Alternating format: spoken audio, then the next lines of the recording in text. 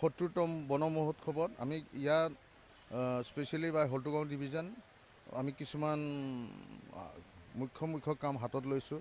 তাৰ বাবে মেইনলি এই ৰাস্তাবোৰত গল্ডেন লেংগুৰবোৰে যেতিয়া ক্ৰছ কৰে তেতিয়া কিছুমান এক্সিডেণ্ট হৈ যায়। তাৰ বাবে আমি সিহঁতৰ কিছুমান কেনপি অভাৰব্ৰিজ আমি ক্ৰিয়েট কৰিছোঁ, যেন ৰাস্তাত তেওঁলোকে কোনো অসুবিধাৰ সন্মুখীন নহয় বা এক্সিডেণ্ট নহয়। আৰু তাৰ বাবে অলৰেডি আমাৰ কাম চলি আছে আৰু যোৱা বছৰো আমি কৰিলোঁ কিছুমান আৰু এতিয়াও কৰি আছোঁ।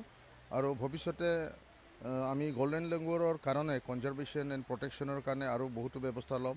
আৰু এতিয়াও আমি NTPCৰ সহায়ত কিছুমান ফাণ্ড পাইছোঁ আৰু লৈ আমি কিছুমান গছপুলি তেওঁলোকৰ কাৰণে মানে আমি ক্ৰিয়েট কৰিছোঁ। বিকজ মানে তেওঁলোক মেইনলি পাত খোৱা জন্তু, চ' তেওঁলোকৰ মানে খোৱা ব্যৱস্থাৰ কাৰণে আমি কিছুমান তেওঁলোকৰ ফ্ৰেণ্ডলি যোনটো গছ আছে সেইবোৰ আমি ৰোপণ কৰি আছোঁ।